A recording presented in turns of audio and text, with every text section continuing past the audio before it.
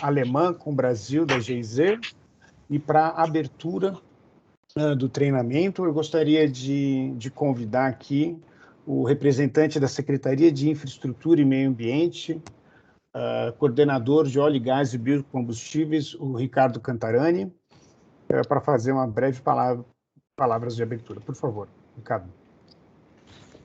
Bom dia a todas e a todos. É um prazer estar aqui. Muito obrigado, Gustavo. Queria parabenizar aí a GIZ e ao programa Felicity por mais essa iniciativa aqui em relação a esses treinamentos, a capacitação, esse programa de eficiência energética que é muito importante para os municípios. Dizer do nosso interesse aqui mútuo em fortalecer essa parceria e disseminar essas ideias e conceitos aqui voltados à gestão, à estruturação de projetos e à eficiência energética, ali, especialmente no âmbito dos municípios que têm uma série de demandas. Então, dizer do nosso prazer e nossa satisfação em estar aqui com vocês e dizer que estamos à disposição para colaborar e contribuir com todas as discussões. Desejar um excelente ciclo de 4 eventos de webinars ali que vão compor essa capacitação aqui para todos. Muito obrigado. Muito obrigado, Ricardo. Eu vou pedir para todos manterem o microfone em silêncio enquanto a gente estiver durante os treinamentos. Agradeço aí as palavras do colega Ricardo, representando a CIMA. Ficamos muito felizes em também poder cooperar com o Estado de São Paulo, promovendo aí infraestrutura de baixo carbono com os municípios. Agora eu passo a palavra ao Daniel Lage, superintendente de estruturação de projetos e financiamentos a municípios, que é o nosso parceiro também do BDMG, o Banco de Desenvolvimento de Minas Gerais, que também mobilizou aí diversos municípios do estado de Minas para estar aqui hoje. Por favor, Daniel. Bom dia a todos. Em nome do BDMG, gostaria de agradecer a participação aí nesse webinar, nesse ciclo de webinars. É muito importante, principalmente aí para o nosso foco, são os municípios mineiros que foram convidados também para esse ciclo de webinar, e tivemos uma grata surpresa esse ano, no edital 2021, do número de projetos, de intenções de projetos e da linha Cidades Sustentáveis. Foram mais de 180 milhões habilitados aí na linha, e com projetos de eficiência energética, de projetos fotovoltaicos, que é justamente o objeto aqui do nosso ciclo. Então, é com grande satisfação essa parceria aí com o Felicity, da gente trazer essa capacitação para os municípios, para a gente ter como retorno bons projetos, trazer sustentabilidade aos municípios aí, mineiros e de todo o país. Então, um bom webinar aí para todo mundo. Muito obrigado, Daniel. Um prazer aí tê-lo conosco, e também agradecemos aí todo o esforço do BDMG e da CIMA para mobilizar os municípios que são tão importantes e que é o nosso objeto de trabalho aqui hoje. Então, de maneira muito curta, eu vou fazer um breve contexto do projeto Felicity, que está promovendo isso junto com a cooperação alemã, que trabalha no Brasil há mais de 60 anos. No âmbito do projeto Felicity, que é um projeto global, que é implementado pelo braço técnico da cooperação alemã, que é a GIZ. Esse projeto é implementado globalmente com um parceiro, que é o Banco Europeu de Investimento, e o objetivo dele é promover financiamento urbano de baixo carbono, mais sustentável. E, basicamente, hoje é de umas ações do projeto, trazendo lições aprendidas de uma cooperação aí que está no Brasil desde 2018 e que a gente gostaria muito de compartilhar com todas e todos servidores municipais e também outras entidades que também estão nessa luta de promover, né, infraestrutura mais sustentável para as cidades. Então, eu gostaria agora de passar a palavra para a Mitsid, se puder entrar aqui, quem vai conduzir a série de treinamentos hoje, se a Laísa... Ótimo. Obrigada, Gustavo. Olá, pessoal, bom dia. Meu nome é Laísa, eu vou ser a moderadora desses 2 webinars dessa semana. Então, dando início, só apenas para relembrar algumas regrinhas. Então, por favor, mantenham o microfone e a câmera desligados durante a apresentação. Fiquem à vontade para utilizar o chat da reunião para fazer perguntas ou comentários. A Rosane vai estar atenta. Se possível, também identifique nos comentários o seu nome e a instituição. Em alguns momentos, a gente vai ter algumas dinâmicas, então é possível você utilizar o seu celular como apoio. E como o Gustavo já comentou, esse webinar vai ser gravado e, posteriormente, a gente vai compartilhar com todos vocês. Acho que antes da gente entrar no webinar de hoje, essa primeira parte é para explicar um pouco da estrutura desse ciclo de webinars e também do fio condutor dos nossos encontros, que é o guia prático. Então, só explicando um pouquinho a agenda dos nossos 4 encontros. Esse ciclo, ele foi pensado para que cada dia tivesse um tema central. Então, o de hoje é principalmente a parte de levantamento da demanda, onde a gente vai fazer uma contextualização do projeto, a gente vai falar um pouco da originação do projeto, quais são os potenciais projetos que um município pode realizar. A gente também vai ter uma parte de apresentação de ferramentas para estimativa, então, principalmente ligadas ao pré-diagnóstico e ao dimensionamento preliminar de sistema fotovoltaico. Este último, a gente vai ter a participação do professor Fabiano Gasparin. Sexta-feira, no nosso segundo encontro, o tema central é a governança. Então, a gente vai falar principalmente de contratação de especialistas para a realização de diagnóstico energético, como que o município se mobiliza e cria uma equipe capaz de governar a implementação do projeto, como que a gente engaja os stakeholders, então atores internos, externos. A gente vai também falar um pouco do fluxo de preparação do projeto, então quais são os principais marcos, e também de sistema de gestão de energia. Na próxima semana, quarta-feira, o tema central é de aspectos financeiros, onde a gente vai apresentar alguns indicadores econômicos, a gente vai falar um pouco de riscos financeiros e também socioambientais, apresentar algumas linhas de financiamento e ter um exercício de modelagem financeira de projetos. Então, realizar um fluxo de caixa, como que a gente avalia os indicadores, entre outros aspectos. E, por fim, para encerrar, nosso último encontro é focado no monitoramento da contratação, onde a gente vai falar um pouco das modalidades licitatórias que existem, a gente vai apresentar boas práticas para a realização de um termo de referência, também vai falar de riscos da licitação, apresentar alguns modelos de negócios e fechar com o monitoramento e fiscalização para garantia da qualidade do projeto. Passando. Como eu já comentei, esse ciclo de webinars tem o fio condutor, o nosso guia prático para preparação de investimentos urbanos, com foco em eficiência energética e energia solar fotovoltaica em prédios públicos. Esse guia foi lançado no ano passado, ele já está disponível online, acho que a Rosane pode colocar o link no chat para vocês. O público-alvo são profissionais, técnicos e gestores das esferas públicas municipais e estaduais, mas ele também se aplica para qualquer outro profissional do setor privado ou da sociedade civil que tenha relação, que participe, interesse em projetos em prédios públicos. A gente vai comentar um pouco mais para frente, mas a estrutura do guia, ela foi desenhada para ser um passo a passo do ciclo de vida de um projeto. Então, ela abarca desde o primeiro passo até o passo final. E, para isso, a gente, se o leitor quiser ter um maior conhecimento, aprofundamento em determinado tema, a gente, nesse guia, apresenta diversas referências externas. Então, o guia funciona como uma rede de conhecimento de todas as etapas do ciclo de vida de um projeto. Acho que nesse próximo slide a gente explica com maiores detalhes. Então, esse é um diagrama da estrutura do guia, de como ele foi pensado. Como eu falei, ele abarca as 8 etapas de um ciclo de vida, tanto de um projeto de eficiência energética, quanto de um projeto de energia solar fotovoltaica. Essa primeira etapa, que é a identificação da demanda, é o nosso tema central do encontro de hoje. Então, principalmente, a gente vai discutir quais são os potenciais projetos que o município pode realizar nas edificações. Depois, a segunda etapa que a gente coloca no guia é a parte de articulação com os instrumentos legais. Então, quais leis federais ou municipais a equipe de projeto deve seguir, quais são os aspectos legais que devem ser reconhecidos pelo município.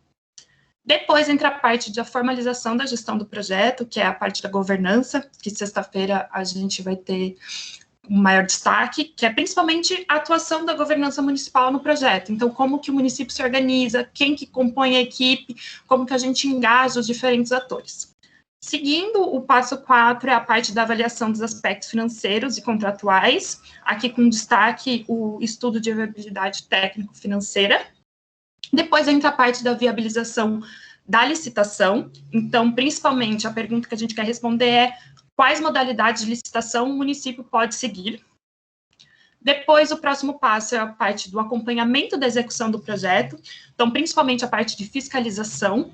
Como que a gente garante que a execução do projeto está seguindo conforme foi planejado. O passo 7 é o passo final, a parte do monitoramento. Então, a avaliação da qualidade do projeto, quais indicadores a gente pode criar para conseguir monitorar a evolução do projeto, quais outras medidas de melhoria contínua a gente pode aplicar para garantir a qualidade do nosso projeto. E, por fim, para encerrar o guia, tem o passo 8, que aqui a gente chamou de apresentação dos impactos de projeto, que são onde a gente colocou estudos de caso para ilustrar os diferentes passos que a gente já comentou. Acho que só para encerrar nesse slide, é importante a gente destacar que um passo não ocorre logo imediatamente o outro. Então, o passo 1 não se encerra e começa o 2, assim, consecutivamente. A ideia desse diagrama é mostrar, por exemplo, a parte da governança. Ela ocorre praticamente no decorrer de todo o projeto. A parte de articulação com os instrumentos legais também. Então, esse diagrama, ele mostra a inter-relação entre as diferentes etapas que a gente vai falar nessa série de 4 encontros. Então, só para encerrar essa primeira apresentação do guia, as 4 principais premissas dele foi, primeiro, fortalecer a capacidade técnica, sistematizar o conhecimento em passos lógicos, apresentar os pré-requisitos para aprovação de financiamento, e o guia tem foco na contratação no âmbito dos prédios públicos do Brasil. O guia em si, ele tem um destaque para escolas e hospitais, mas ele também é válido para demais edificações do município. Acho que podemos seguir, agora a gente já entra na parte do nosso tema de hoje. Rapidamente, uma apresentação dos palestrantes. A primeira parte vai ser ministrada por mim, a segunda pelo Alexandre e a terceira pelo professor Fabiano. Rapidamente me apresentando, meu nome é Laísa Briante, eu sou arquiteta e urbanista com dupla formação em engenharia civil e eu atuo na área de eficiência energética em edificações e políticas públicas na MITSI de projetos. Acho que, Alexandre, se você quiser se apresentar rapidamente também. Bom dia a todos, eu sou Alexandre Schinazi, sou o diretor técnico da MITSI de Projetos, trabalhamos com eficiência energética já há muitos anos e venho participando do projeto Felicity praticamente desde o início, com aplicações práticas em Porto Alegre, Maringá e uma série de estudos que a gente tem feito junto com a GIZ. E gostaria de aproveitar e agradecer a GIZ mais uma vez pela parceria, pelo convite, e dizer que eu estou extremamente feliz e honrado de estar aqui com um público tão grande, tão interessante, interessado também nesse tema. É um prazer e uma honra muito grande estar aqui com vocês. Obrigada, Alexandre. Acho que só para pontuar, a execução do guia, ela teve também outros parceiros, então, além do professor Fabiano, que vai se apresentar posteriormente, a gente também contou com a participação do IEI, da Atla Consultoria e do Flávio Kitahara. E para dar início ao nosso primeiro webinar, eu gostaria de pedir para vocês acessarem esse link e utilizarem esse código. São algumas perguntinhas para a gente se conhecer melhor. Eu vou dar alguns minutos, se vocês tiverem algum problema, pode colocar no chat que a gente vai estar atento.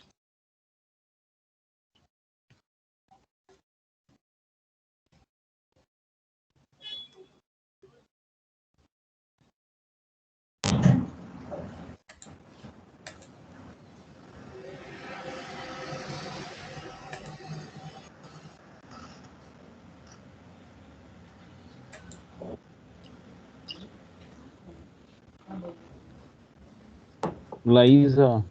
Oi. Tudo bem? Bom dia. Bom Posso dia. aproveitar e pedir um favor para você? Eu estou vendo que algumas pessoas já levantaram a mão aqui. Se você puder fazer uma menção com relação à pergunta ou às questões. Ah, claro. Já de imediato, por favor. Obrigado, viu? Imagina. Podem deixar as suas questões no chat durante a apresentação, mas após essa primeira parte, a gente vai ter um período para dúvidas e comentários, que daí a gente vai deixar aberto para quem quiser pontuar alguma coisa e responder as dúvidas. E as dúvidas do chat, a Rosane já está anotando para depois, nesse período, a gente responder também. Qual?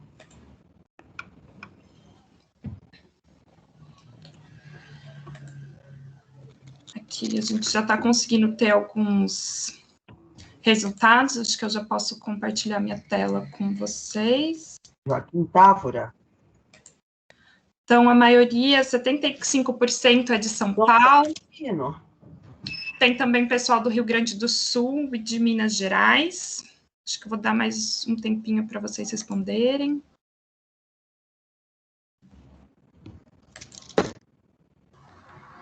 Laísa, só uma observação, né? Nós não estamos vendo o resultado do VoxVote, ok? Estou fazendo Tá.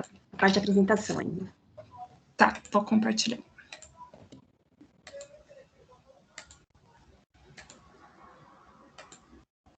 Vocês conseguem ver agora? Agora sim, obrigada. Agora. Ótimo. Então, quase 79% é de São Paulo, 19% de Minas, tem pessoal do Rio Grande do Sul também. Legal. Acho que eu posso passar para a próxima. Deixa eu dar mais um refresh.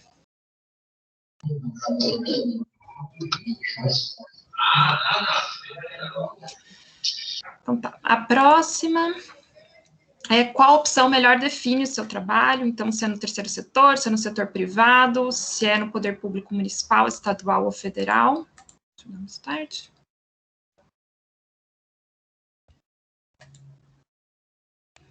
A maioria.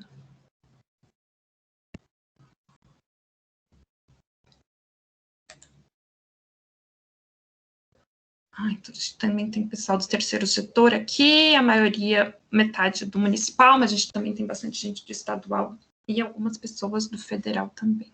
Ótimo.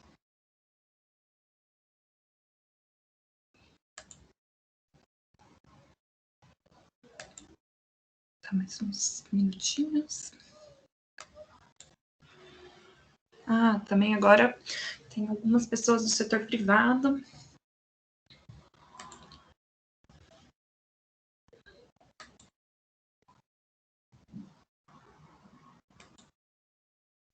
(60 pessoas já responderam.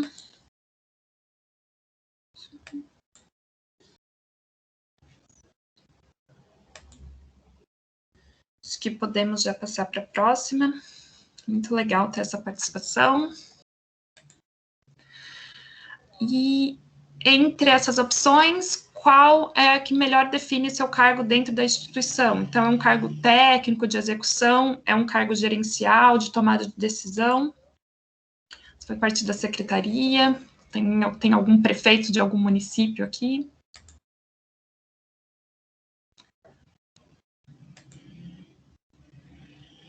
A grande maioria de cargo técnico de execução.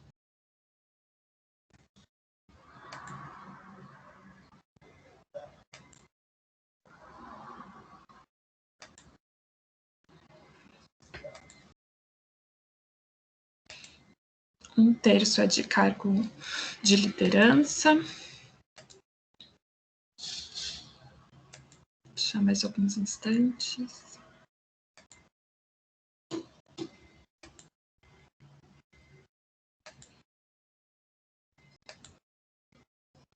Acho que já estabilizou. Então, praticamente 2/3 são de cargos técnicos e 1/3 é de cargos de liderança. E a última pergunta é, entre as opções abaixo, se você trabalha no setor público, qual secretaria melhor representa? Aqui temos alguns exemplos, mas também tem, tipo, pode colocar no outro se ela não for sinalizada.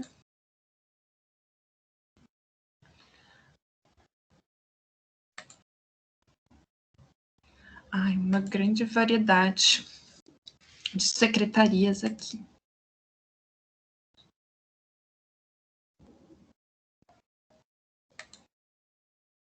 Só mais uns instantinhos. Então, são a maioria é a Secretaria do Meio Ambiente, também tem pessoas que trabalham em outras secretarias, mas a gente também tem a presença de pessoas da Secretaria de Planejamento, da Secretaria de Administração, da Fazenda e também do Gabinete de Prefeito.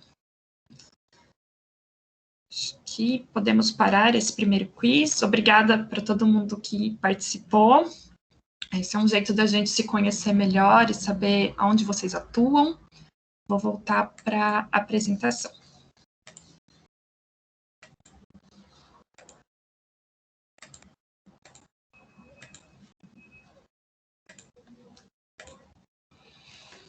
Então, voltando aqui. Vamos dar início, então, à parte do levantamento da demanda. O objetivo principal é caracterizar e identificar os possíveis projetos que podem ser realizados no âmbito dos prédios públicos. Então, essa primeira parte vai ser para a gente falar um pouco da originação dos projetos, então qual que é a abrangência dos projetos, quais potenciais projetos podem ser aplicados nos prédios públicos e dar uma leve pincelada em noção de custos. Lembrando que essa parte de aspectos financeiros a gente vai detalhar mais no webinar número 3. Então, primeiramente, falando da abrangência de projetos, a gente sabe que no âmbito público existem diversas ações que podem ser realizadas com o objetivo de diminuir o consumo de energia, diminuir as emissões e, consequentemente, prover economias para o município. Então, o primeiro passo para a elaboração de projetos é a gente identificar a demanda, ou seja, a gente avaliar quais são os possíveis caminhos e quais potenciais projetos podem ser realizados. Dentro do município, por exemplo, a gente pode realizar projetos de eficiência energética na iluminação pública, no saneamento, na mobilidade e em edificações. Aqui a gente pontua que a iluminação pública e os prédios públicos são os setores que mais impactam o consumo de energia de um município. Mais ou menos, iluminação pública representa algo entre 70%, e o restante é proveniente dos prédios públicos, e aqui em especial as escolas e os hospitais. E como o guia nosso é focado em edificações, a gente vai seguir esse enfoque, esse caminho. Então, decidido que projetos em edificações, como que a gente escolhe quais edificações ou quantos prédios? Aqui a gente coloca duas diferentes abordagens. A primeira é a escolha de unidades consumidoras de maior porte, como grandes prédios administrativos ou grandes hospitais. Essas unidades, elas possuem alto potencial de melhoria. E como que a gente identifica essas unidades? A gente pode fazer um levantamento inicial das faturas de energia elétrica, identificando dentro do portfólio das edificações as unidades que apresentam um maior consumo de energia anual. Já a outra abordagem, o outro caminho, é a gente escolher prédios mais simples, que sejam numerosos e padronizáveis, o que pode possibilitar um ganho de escala com os projetos. Alguns exemplos podem ser escolas, postos de saúde, nos quais as medidas, geralmente, elas são mais simples e o custo e a economia por edificação é menor, só que, no entanto, o impacto ambiental e social agregado do conjunto dos projetos pode ser maior. Além de ser interessante, talvez, já ter um processo padrão que possa ser replicado em prédios semelhantes. Passando. E quais, dentro dessa escolha das edificações, quais são os potenciais projetos que podem ser realizados? Aqui, primeiramente, a gente vai identificar os principais sistemas consumidores de energia. Então, a gente tem o sistema de climatização, que são principalmente equipamentos que consomem energia para manter o conforto térmico. Então, a gente tem sistemas, equipamentos de pequeno porte, então, como ar-condicionados do tipo split, do tipo de janela, e equipamentos de grande porte, como os chillers, como os VRFs. A gente tem o sistema de iluminação também dentro de uma edificação, então, tanto o sistema de iluminação interna, quanto o sistema de iluminação externa. E a gente tem também as cargas de tomadas de demais aplicações, então, de geladeiras, de computadores, de ventiladores, de bombeamento de água, entre outras. Além dos equipamentos desses sistemas que consomem energia, os equipamentos que geram energia também afetam a fatura de energia. Então, quando a gente for realizar um diagnóstico energético, a gente também deve considerar eles. Aqui a gente colocou esse slide para destacar que as medidas mais interessantes, elas podem variar por tipologia de edifícios públicos. Nos municípios, as 3 principais tipologias são escolas, equipamentos de saúde e prédios administrativos. Nesses quadrinhos, a gente apresenta os principais sistemas consumidores para cada edificação. Então, para escolas, o sistema de iluminação e a carga de tomada, tanto com geladeiras quanto com ventiladores, são os principais sistemas. Para equipamentos de saúde, entra o sistema de climatização, tem um grande impacto, e a carga de tomada com equipamentos específicos da saúde. E em prédios administrativos, entra esses 3 principais sistemas. Então, o sistema de climatização, o sistema de iluminação e a carga de tomada com equipamentos de escritório. Então, computadores, talvez data centers, televisores, etc. Podemos passar. Analisar e compreendendo quais são os principais consumidores de energia, a gente parte para identificar quais medidas de eficiência energética e energia solar fotovoltaica a gente pode aplicar. Aqui a gente elencou algumas. Então, a primeira é a substituição de equipamentos. Então, o retrofit do sistema de iluminação por lâmpadas mais eficientes, lâmpadas LED, por exemplo, a troca de um aparelho de ar-condicionado por um outro mais eficiente. Lembrando que essa substituição ela pode ser pontual ou ela pode estar dentro de um programa mais amplo de retrofit de equipamentos da edificação. A segunda medida que a gente coloca aqui é a parte de redução de horário de operação de equipamentos, ou seja, garantir que os equipamentos estejam operando somente no horário necessário. Ela pode ser feita de 2 maneiras, então um desligamento manual, ter um controle dos horários que os equipamentos precisam ficar ligados, ou através de um timer, de um sensor de presença, sem um desligamento automatizado. Tem também, para a iluminação externa, a instalação de fotocélula, que garante que a iluminação só vá ocorrer quando não tiver mais iluminação natural. Aqui a gente também pontua o sistema de gerenciamento. Esse sistema de gerenciamento funciona para gerenciar os serviços de energia e os sistemas, por exemplo, o sistema de climatização, o sistema de iluminação, e monitorar e medir grandezas através de termostatos, de sensores de presença, de medidores de energia, e os valores que eles medem são comparados com valores de referência. Então, se a temperatura estiver mais alta ou mais baixa, tem ações de controle para garantir o conforto e a eficiência dos sistemas. E, por fim, essa última medida que a gente destaca não é por si uma medida de eficiência energética, que é a modernização de instalações elétricas, mas a gente achou interessante colocar aqui, pois muitas vezes, quando a edificação está realizando esse projeto de aplicação de medidas de eficiência energética, é um bom momento para modernizar as instalações elétricas da edificação, visto que muitos prédios são muito antigos E, além de ser uma medida de segurança, a modernização das instalações elétricas para se adequar às normas técnicas e para garantir também que a edificação siga as demandas energéticas necessárias. Acho que, além dessas, acho que cabe destacar, a gente vai falar com mais detalhes no decorrer dos nossos encontros, tem também a medida de aquecimento solar de água e a de geração de energia solar fotovoltaica.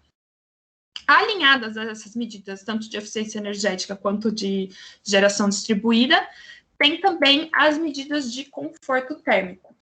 Aqui a gente coloca, por exemplo, medidas para reduzir o ganho solar e a transmitância térmica nas janelas, então, a escolha de vidros eficientes, o estabelecimento de porcentagens para uso de vidro nas fachadas, a parte de reduzir a absortância solar e a transmitância térmica nas paredes externas e coberturas, como medidas pode ser a implementação de isolamento térmico, a espessura das paredes externas também, e além da pintura com tintas claras.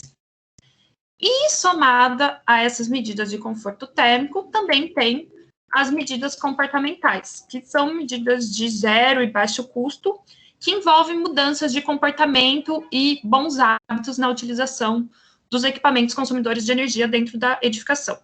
Então, somada a todas essas medidas de eficiência energética, a gente consegue garantir que existam oportunidades significativas de ganhos, tanto de conforto térmico para os ocupantes, quanto de eficiência energética.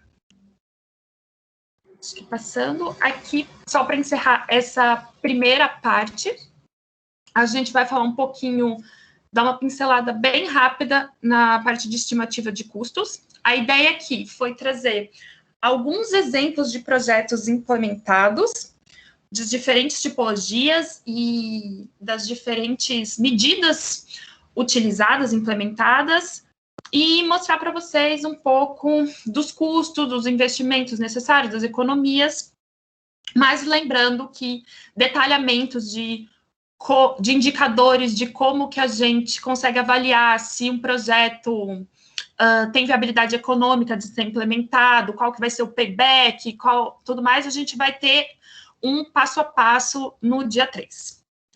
Então, para começar, a gente escolheu esse exemplo, que é uma escola de grande porte, de mais ou menos 1.500 alunos, em que foram implementadas diversas medidas de eficiência energética e também a instalação de energia solar fotovoltaica. Então, entre as medidas de eficiência energética, teve um retrofit da iluminação interna e externa, a instalação de fotocélulas, colocaram telhas translúcidas nas quadras, substituíram os refrigeradores antigos por outros mais eficientes, colocaram sensores de presença nos banheiros, dividiram os circuitos das fachadas e pintaram os telhados e colocaram isolamento térmico. Com tudo isso, eles conseguiram obter uma economia de R$ 46.300 por ano, que também entrou a economia com a geração distribuída, que foi de R$ 44.100 ao ano, com um investimento de R$ 108 mil. Acho que a próxima é uma escola de pequeno porte, mais ou menos de 100 alunos, em que eles também realizaram medidas de eficiência energética e também de energia solar fotovoltaica. Aqui, eles também fizeram um retrofit da iluminação, tanto interna quanto externa, substituíram os refrigeradores, colocaram sensores nos banheiros e pintaram os telhados e colocaram isolamento térmico. A economia, nesse caso, foi de R$ 6.800 ao ano, somada com a economia de geração distribuída de R$ 9.700, com investimento de R$ 63 mil. Agora, acho que saindo um pouco do âmbito escolar, a gente pegou um hospital de pequeno porte, então, por exemplo, uma unidade de saúde, onde somente com a troca de lâmpadas por modelos mais eficientes, eles conseguiram uma economia de 2%, com investimento baixo de R$ 1.670.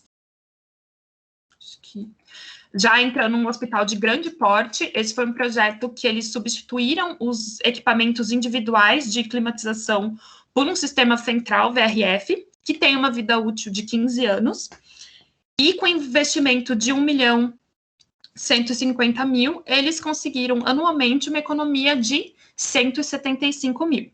Depois, fazendo no nosso webinar de aspectos financeiros, a gente vai fazer essa conta de payback, que considera a vida útil do sistema, para falar se é viável economicamente ou não.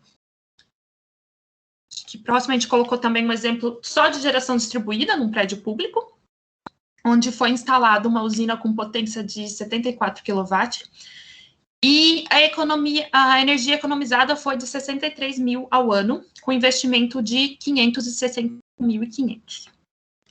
Eu acho que, por fim, o nosso último exemplo é a parte de iluminação pública, onde a gente colocou um exemplo de retrofit da iluminação pública por LED, onde mais de 1.000 pontos de iluminação foram revistos, e a energia economizada foi de R$ 405.700 ao ano, com investimento de quase 2 milhões, mas com a vida útil dos LEDs de 10 anos. Eu acho que com esses exemplos a gente encerra essa primeira parte, que era principalmente mostrar a origem, que caminho que a gente toma, quais questões a gente tem que abordar, apresentar um pouco dessas medidas de eficiência energética, as diferentes tipologias. Eu abro agora para a gente, se tiver alguma dúvida no chat, ou se alguém quiser fazer algum comentário. Rosane, você consegue me responder se tem alguma pergunta, alguma questão, ou se alguém está com a mão levantada e quiser fazer algum comentário também, a gente tem uns 10 minutinhos. Perfeito, obrigada, Maísa. Bom, nós temos aqui uma participante com a mão levantada, a Cristiane, da coordenadora do Meio Ambiente. Cristiane, se tiver alguma dúvida, por favor, pode desmutar seu microfone. Oi, bom dia. O chat está bloqueado, o link que vocês colocaram para responder a enquete também não está de acesso, e pela uma mensagem que eu vi que alguém postou aqui, pediu para entrar em contato no e-mail, mas não colocaram o e-mail completo também. Então, complicado. Opa, eu vou verificar.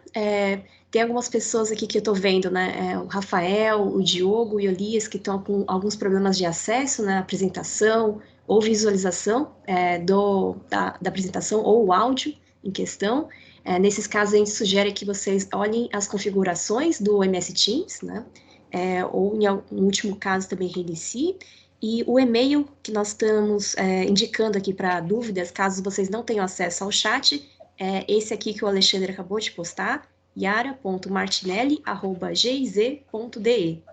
Então, vocês podem também mandar solicitações e dúvidas para esse e-mail. Nós olharemos e daremos um retorno para vocês. Não, sem problema, é Rosane, né? Rosane, inclusive eu estou falando porque assim, eu já tenho uma certa frequência de uso, já é do meu conhecimento o uso do Teams já há um certo tempo, e a configuração está sendo de quem foi o gerente, entre aspas, né, da criação dessa reunião. Então, as configurações são controladas apenas por quem criou, né? Então, é alguma falha aí. Exato. Ou não está habilitado para todos, alguma coisa do tipo. Sim, realmente nós estamos tendo um problema de acesso ao chat, não só vocês, né, mas a gente está tentando contornar essa situação, né?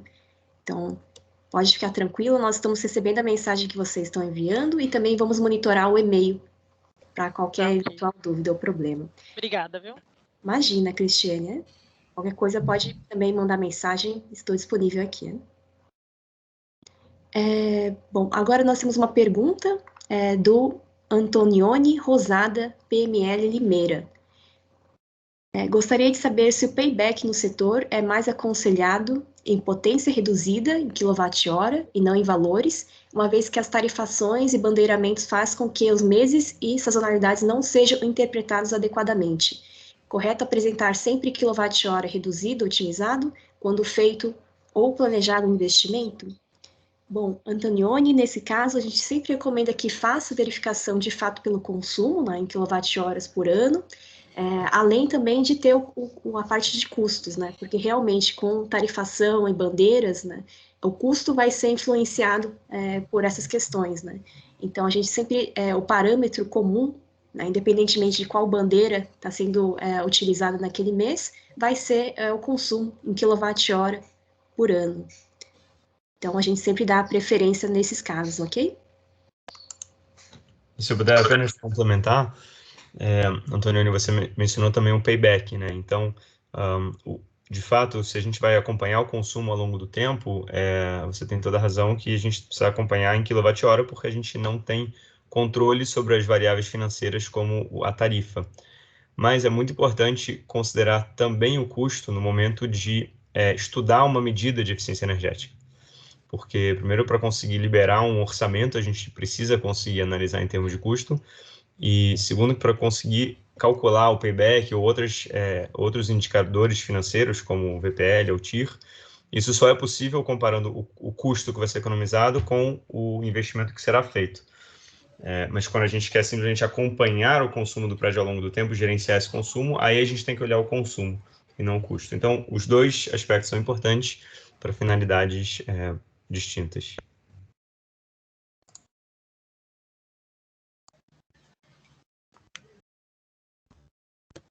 Perfeito, obrigada, Alexandre. Acho que tem mais um comentário aqui do Edmilson Jensen.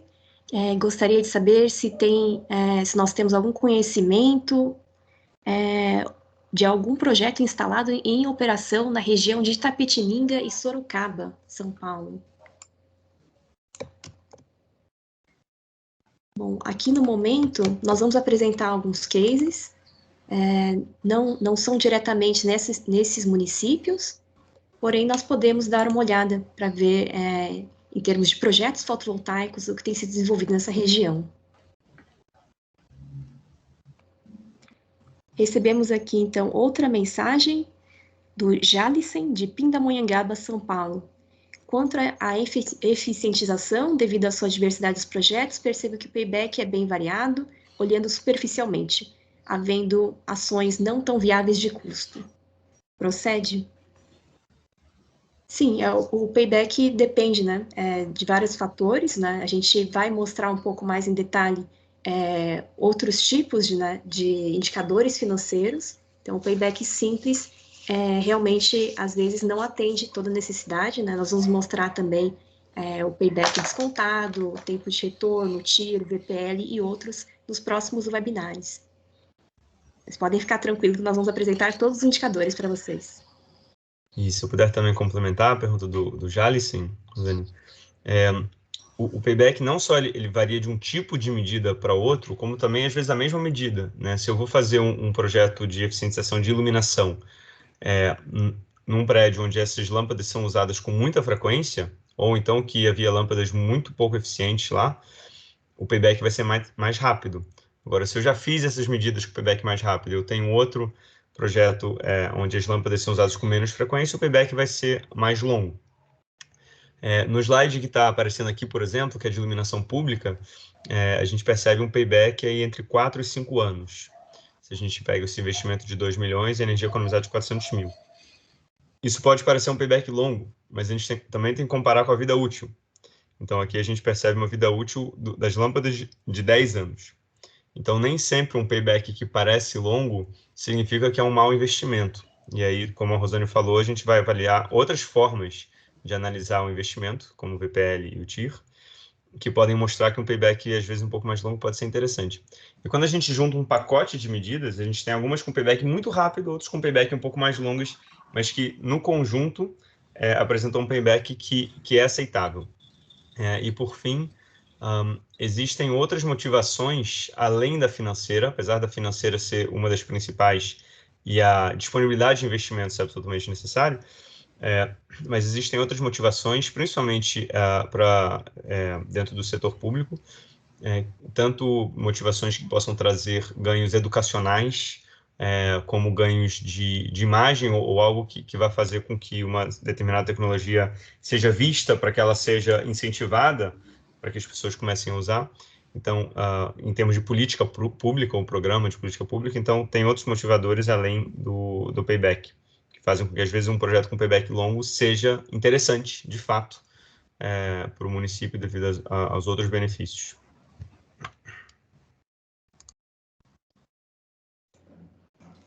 Perfeito, obrigada, Alexandre. Estamos recebendo também algumas outras perguntas.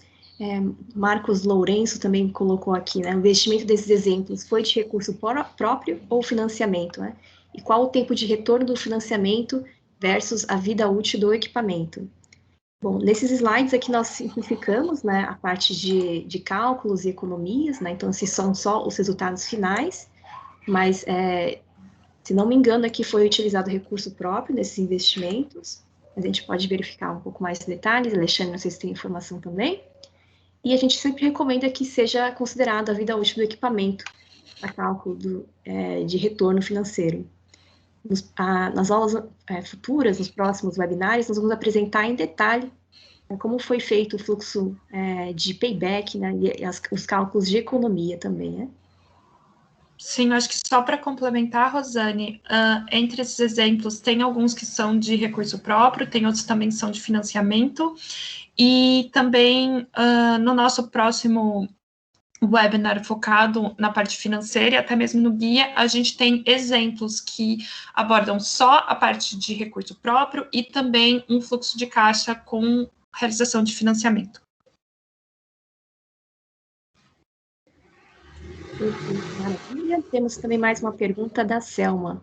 Bom dia, sou diretora do Meio Ambiente de Jandira e gostaria de saber se existe um projeto aqui para a gente. Bom, até no meu conhecimento, nós não temos ciência de um projeto em Jandira, porém, acho que esse projeto serve muito, né? Esse webinar serve para viabilizar projetos para vocês, né? Então, estamos aí dando essas capacitações justamente para que vocês possam fazer um projeto, né, em todos os municípios, em Jandira também. Né? Luiz, da Unicamp, está com a mão levantada.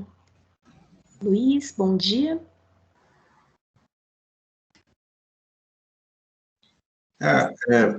Então, eu queria perguntar para vocês sobre as situações de campus, né, que nem a gente tem aqui nas universidades, e também eu acho que grandes hospitais públicos também tem vários prédios e geralmente não tem submedição. Como fazer uma priorização para investimento nos prédios, em casos assim de campus?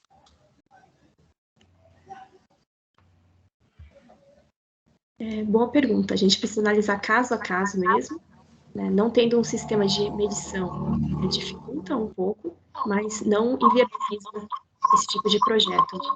Então, depois, se quiser, a gente pode entrar em mais detalhes para ver qual que é a sua situação, né, e entender um pouco mais como poderia se viabilizar.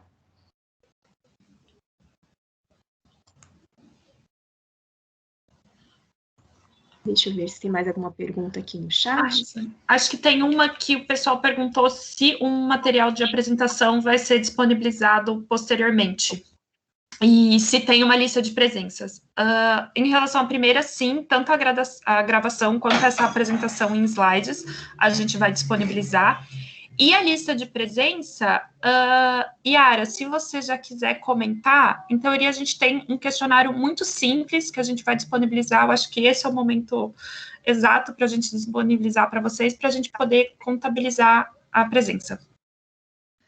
Olá, bom dia a todas e todos. Eu sou Yara, sou estagiária do Felicity. Queria avisar primeiro com relação ao acesso ao chat, que nós já acionamos a equipe técnica da GIZ para tentar resolver esse problema. A gente não sabe de onde surgiu esse problema de configuração. Provavelmente está relacionado ao grande número de pessoas que estão aqui, mas a gente vai resolver. Se ele não for solucionado ainda hoje, sem dúvida, no próximo encontro ele já vai estar resolvido. Para quem não estiver conseguindo acesso ao chat, a gente sugere que eu levante a mão no momento de pergunta ou que me envie um e-mail nesse e-mail que foi compartilhado aí pelo Alexandre. O formulário de inscrição vai ser compartilhado agora no chat também pelo Alexandre. É bem simples, é só colocar o nome e a gente vai fazer a contabilização das presenças por formulário durante todos os dias. Os formulários vão ser enviados sempre no meio da reunião, nesse horário, por volta de 11 horas, no momento das dúvidas iniciais. E a gente pede que todas e todos que quiserem receber o certificado respondam a esse formulário, porque esse vai ser o controle de presença e a gente vai exigir um mínimo de 75% de participação para receber o certificado. Ou seja, participar em no mínimo 3 dias para poder receber o certificado. O formulário vai ser compartilhado agora pelo Alexandre. Só um momentinho, tá bom? Porque eu sou a organizadora da reunião e também não tenho acesso ao chat. Então, a gente vai resolver esse problema. Obrigada, gente.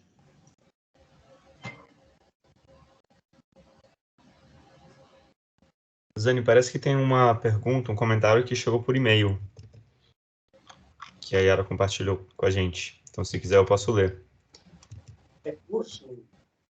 É um comentário de Marcos Piccolomini, que diz: imagino ser muito importante contextualizar essa matriz solar, através da comparação da porcentagem da matriz energética que a própria Alemanha já utiliza dentro dos 100% de sua geração energética, e o quanto a nossa exposição solar é maior do que a dos alemães. Há dados que revelam que o melhor site alemão para geração fotovoltaica é 15 vezes menos eficiente do que o nosso pior site. Ou seja, a porcentagem de eficiência no território brasileiro é enormemente superior. Não só a alemã, mas de muitos países desenvolvidos de clima temperado. Perdoe-me não citar as fontes, mas já faz um bom tempo que li esse artigo. Então, de fato, obrigado pelo comentário, Marcos. Isso é um fato mesmo, que o Brasil tem um potencial solar muito maior do que a Alemanha, e a Alemanha é um dos líderes mundiais em energia solar fotovoltaica, e eu acho que isso só vai enfatizar e mostrar o potencial que a gente tem para esse tipo de investimento e esse tipo de projeto no Brasil. E mais uma vez esperamos que esse guia possa ajudar justamente a viabilizar, porque existe o potencial técnico solar, e isso precisa ser casado com o potencial financeiro, né, que varia com a flutuação do dólar, por exemplo, tem vários fatores, mas com certeza esse potencial vem sendo cada vez mais percebido. A gente percebe isso também pela fala do Daniel Lage do BNMG no começo, da crescente quantidade de procura por projetos fotovoltaicos por municípios.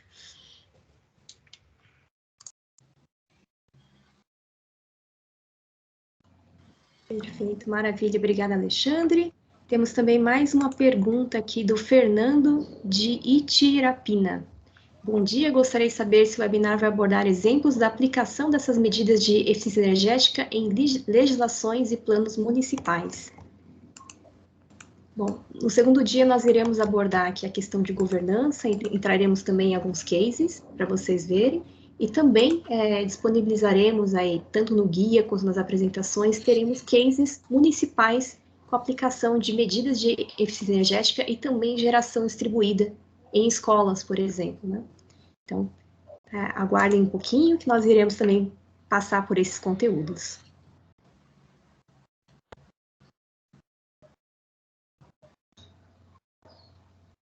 Zane, eu acho que se a gente não tem mais nenhuma pergunta ou comentário, a gente pode passar para a segunda parte. Lembrando também que sintam-se livres para mandarem por e-mail, ou quem está conseguindo acessar o chat, que a gente vai ter um segundo momento para perguntas, que a gente pode retomar perguntas dessa primeira parte. Pode ser? Perfeito, perfeito. Então, essa segunda parte, eu passo a palavra para o Alexandre Schinnasi para apresentar algumas ferramentas para estimativas prévias. Legal.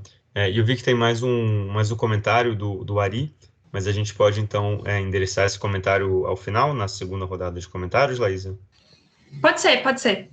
Tá legal. Então, a gente vamos chegar no seu comentário, tá bom, Ari, que é muito pertinente. Então, vou falar agora começar a falar agora um pouco sobre ferramentas para estimativas prévias. Então, como a Laísa explicou no começo, né, naquela linha do tempo, quando o município decide que quer fazer algum projeto de eficiência energética ou de energia solar fotovoltaica, não necessariamente ele sabe por onde começar, né? Quais são as medidas que vão ser implementadas, quais são os prédios que vão ser estudados. E é comum, às vezes, um município receber o contato de alguém que já traz uma solução pronta. Por exemplo, fala, vamos trabalhar a iluminação pública. Ou então alguém que chega e fala, vamos trocar todos os aparelhos de ar-condicionado do município inteiro. E como que a gente sabe que esse é o melhor investimento, que esse é o melhor caminho? Então, o que a gente vai mostrar aqui é que antes da gente decidir qual caminho tomar, é muito importante a gente dar um passo para trás, ter um olhar abrangente sobre todas as possibilidades, e aí sim tomar as decisões com base em custo-benefício, lembrando que o benefício não é apenas financeiro, como eu mencionei antes, mas tem múltiplos benefícios que precisam ser considerados. Pode passar, por favor, Laísa. Então, quando a gente faz um pré-diagnóstico, o que isso significa? A gente vai coletar informações iniciais sobre o funcionamento dos edifícios e os sistemas consumidores de energia e os edifícios que a gente está buscando trabalhar no nosso projeto. Então, aí vai para o que a Laísa falou anteriormente. A gente precisa primeiramente decidir o escopo. Então, se eu quero trabalhar com prédios pequenos e replicáveis, como escolas ou unidades básicas de saúde, por exemplo, ou prédios grandes, icônicos, que têm um alto consumo, e que, por exemplo, um hospital, 2 hospitais, ou um prédio administrativo, ou um estádio, e que só através desse 1 ou 2 prédios, ou desses poucos prédios, a gente já vai conseguir grandes economias. Isso é um passo anterior que precisa ser avaliado. Isso pode já ser avaliado de forma...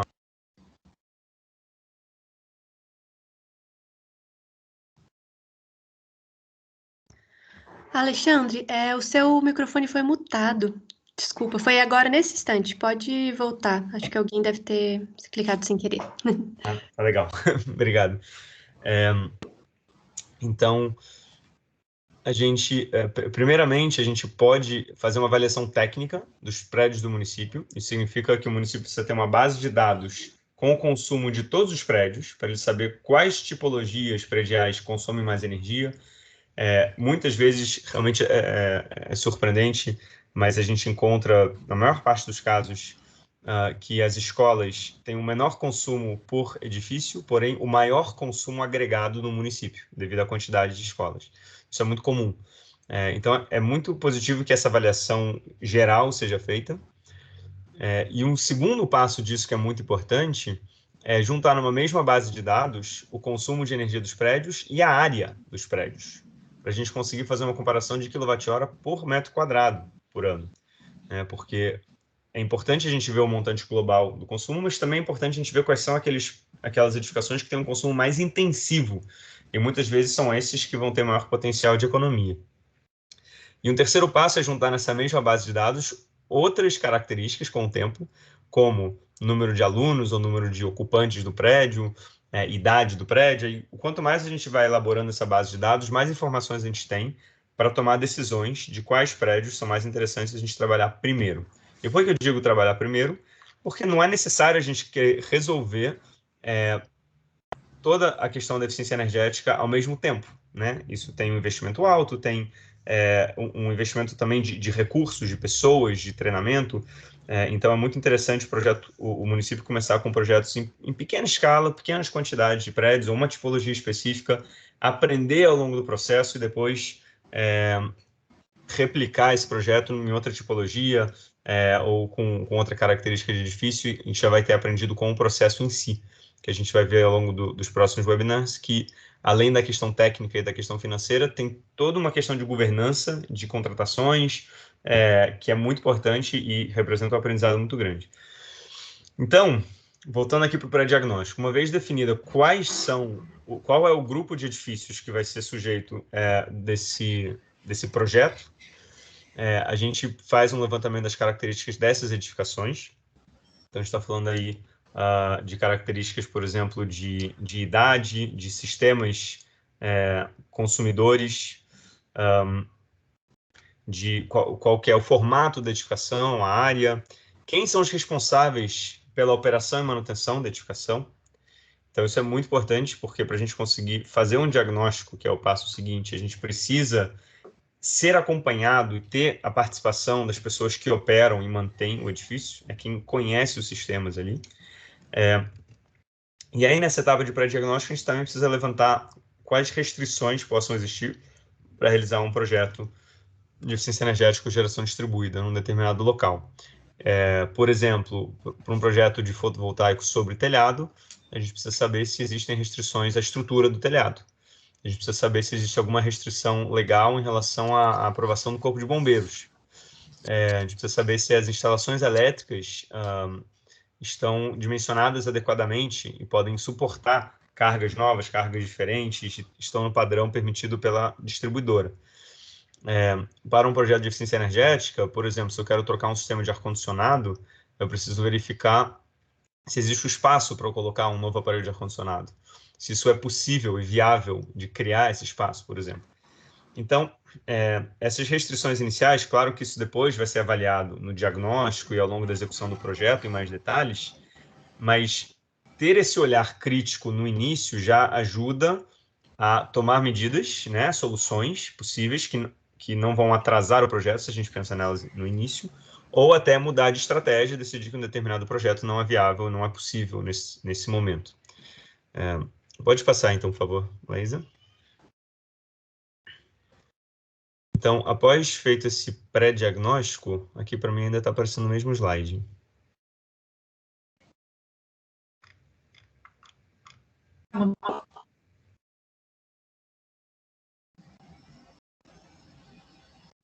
Agora sim, obrigado.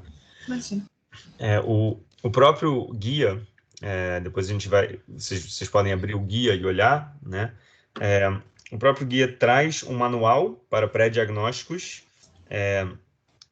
como realização de autodiagnósticos em prédios públicos.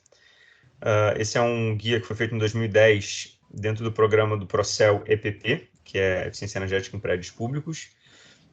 Então, com esse manual, vocês conseguem ter um pouco mais de informações sobre como realizar seus próprios pré-diagnósticos. E aí, existem algumas planilhas de coleta de dados que podem ser usadas para padronizar esse processo. Aqui tem um exemplo de uma parte de uma planilha. Dentro do guia, no anexo 1, existe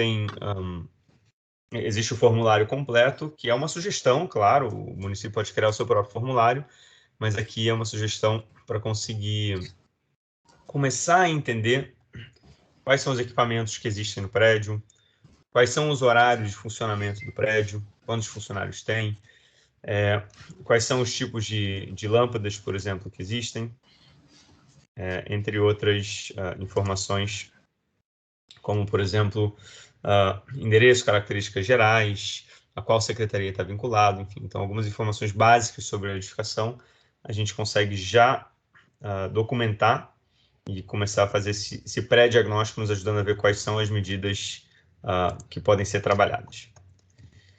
Então, terminada essa fase de pré-diagnóstico, a gente então vai entrar no diagnóstico em si.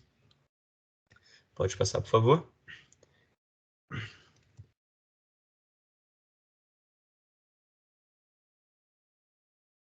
Acho que está com... agora sim. Então, a gente está na primeira fase da elaboração de um projeto, que é a identificação da demanda. E a gente vai começar fazendo agora esse diagnóstico energético, que pode ser realizado pela própria prefeitura ou por uma empresa especializada. Diferente do pré-diagnóstico, o diagnóstico energético ele já requer um nível de conhecimento um pouco mais alto sobre os sistemas energéticos e sobre as possibilidades de melhoria. Né? Claro que alguém que tem já mais experiência com diagnóstico já vai ter um olhar clínico e vai ver oportunidades que não necessariamente alguém que não tem essa experiência vai ter. E aí a gente está falando de oportunidades não apenas de troca de equipamentos, mas tem muitas oportunidades com zero custo ou baixo custo, que tem a ver com a forma em que um prédio é operado, a forma em que um prédio é mantido, qual é o horário que os equipamentos são ligados e desligados, qual é o procedimento de operação. A gente já visitou muitas escolas, como um exemplo, outros prédios também, mas escolas especificamente que não costumam ter um gestor predial. O diretor da escola acaba sendo responsável por cuidar dos sistemas da escola, e muitas vezes não existe um procedimento de quem vai apagar as luzes e quem vai desligar o ar-condicionado da sala de computação ao fim do dia. E aí é comum encontrar escolas que ficam acesas o fim de semana inteiro ou a noite inteira, porque não existe essa função específica, não é designada a ninguém. Então, às vezes, uma questão de organização e procedimento consegue trazer grandes economias. Então, ter um auditor especializado ajuda muito a gente conseguir enxergar essas medidas, inclusive de baixíssimo ou até de zero custo. E se o município for realizar o diagnóstico com a própria equipe interna, o que é recomendável é que busque alguma capacitação para essa equipe, ou, o que já vimos como caso de sucesso em outros locais, que faça alguns diagnósticos com uma empresa especializada, incluindo uma capacitação, e a partir daí o restante dos diagnósticos do município já podem ser feitos pela equipe interna. Então aqui a gente só traz um pouco de informação. O guia ele traz algumas dicas se o município prefere contratar uma empresa especializada. Então o guia traz alguns insumos básicos para a contratação, para a elaboração do termo de referência para a contratação desse diagnóstico. Então, o guia, por exemplo, traz algumas das atividades que têm que ser feitas, como análise de faturas, realização de visitas técnicas, identificação dos usos significativos de energia, identificação e quantificação das oportunidades de melhoria. Então, tem algumas ações que podem ser colocadas no termo de referência como escopo do serviço, e isso pode ajudar vocês. E aí, tem que fazer os trâmites internos para a realização da licitação, e a partir daí essa empresa especializada pode realizar todas ou algumas dessas auditorias. E aí, o diagnóstico energético vai nos levar a entender qual é o escopo do projeto que vai ser feito. O diagnóstico energético também vai trazer a estimativa do investimento que vai ser realizado. E a partir daí, vai ser possível realizar um estudo de viabilidade econômica e financeira e gerar os indicadores financeiros. E isso tudo vai acontecendo ao longo da linha do tempo do projeto, isso que vai permitir futuramente elaborar o termo de referência para a contratação, de fato, da execução do projeto. Então, o diagnóstico é o passo zero, né? É onde a gente realmente precisa entender em detalhe quais são as medidas, quanto elas vão custar, qual a especificação dos equipamentos, qual é o quantitativo de equipamentos, quais são exatamente os endereços onde eles vão ser colocados, e isso é o que vai viabilizar depois uma licitação bem-sucedida, com menos chance de impugnação. A gente vai falar mais sobre isso nos outros dias. Existem algumas normas que facilitam, ou na verdade, desculpa, que descrevem metodologias de diagnóstico energético. A ISO 50002, todo mundo conhece a ISO 9000 de qualidade, a ISO 14000 de meio ambiente. Tem a família de normas ISO 50000, que é de gestão de energia. Então, a 50001 é a implementação de sistemas de gestão de energia, que é perfeitamente aplicável para o poder público. E a ISO 50002 é específico de procedimentos de coleta de dados e diagnóstico energético. Tem também uma norma internacional, que é a EN 16247, da União Europeia, que traz também uma série de procedimentos diagnósticos, e a ASHRAE, que é a associação, como se fosse a Abrava dos Estados Unidos, a Associação de Profissionais de Engenheiros de Refrigeração, Ar-condicionado e Aquecimento, que tem um documento que são os procedimentos para auditorias energéticas em prédios comerciais. Isso se aplica muito para prédios administrativos públicos também. Então, são algumas fontes aí disponíveis. Pode passar, por favor. E aí eu vou brevemente falar do processo de diagnóstico energético. Como é que eu estou de horário? Tá, tudo bem. Então, um edifício, uma prefeitura começa ali com seu estoque de edifícios existentes, e ela pode, como eu falei no início, separar esses edifícios em prédios que têm um baixo desempenho energético, médio ou alto desempenho energético. Isso a gente mede em kWh por metro quadrado. Essa é a unidade básica de indicador que a gente usa para desempenho energético. Então, aqueles prédios que tiverem um desempenho energético muito bom, ou seja, baixo consumo por metro quadrado, não são tão indicados para a gente começar. A gente pode até querer fazer algumas visitas técnicas neles para entender por que eles estão tão eficientes, né? Conversar com os diretores ou com os gestores prediais, entender o que a gente pode aprender dessas edificações. Mas quando a gente está falando agora dos diagnósticos para melhoria do consumo, a gente vai focar naqueles que têm médio ou baixa performance energética, e isso deve ser avaliado por tipologia, né? Porque o consumo por metro quadrado esperado de uma escola é muito diferente daquele esperado para um hospital, por exemplo. Então, selecionados os edifícios que vão ser auditados, a gente então passa para a etapa seguinte, que é a separação por uso final. Então, nesses prédios, no diagnóstico, a gente vai fazer o levantamento dos consumos. Num prédio mais simples, isso pode ser muito mais simples, numa escola, por exemplo. Num hospital, isso já é muito mais complexo, num prédio administrativo também. E aí a gente vai separar o consumo do ar-condicionado, da iluminação, AVAC, ali é uma sigla que significa ar-condicionado, ventilação e aquecimento. Cargas de tomada, que são computadores, por exemplo, elevadores, CPD, que são data centers, centrais de processamento de dados. E aí a gente começa a avaliar quais são os usos finais que têm um maior consumo na edificação e onde a gente tem maior potencial de economia na edificação. E aí a gente, mapeando os usos finais que têm maior potencial de economia, a gente já sabe que vale mais a pena a gente investir mais esforços nessas áreas.